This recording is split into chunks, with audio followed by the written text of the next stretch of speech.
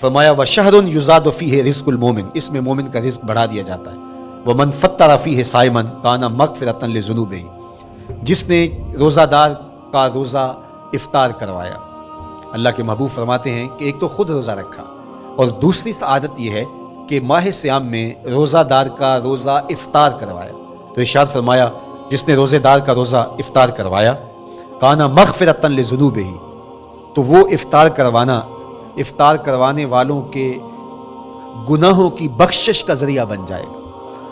یہ افطاری گناہوں کی مغفرت کا سبب بن جائے گی. وَعِتْقَ رَقْبَتِهِ مِنَ النَّارِ، اور آتش دوزخ سے گردن کی آزادی کا مجدہ جاں فضا بن جائے گا.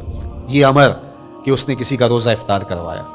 وَقَانَ لَهُ مِثْلُ أَجْرِهِ مِنْ غَيْرِ أَنْ يَنْقُصَ مِنْ أَجْرِهِ شَيْءٌ، اور روزہ افطار کروانے والے کو روزہ رکھنے والے جتنا اجر ہی دیا جائے گا، لیکن روزہ رکھنے والے کے اجر میں بھی کوئی کمی نہیں واقع ہوگی.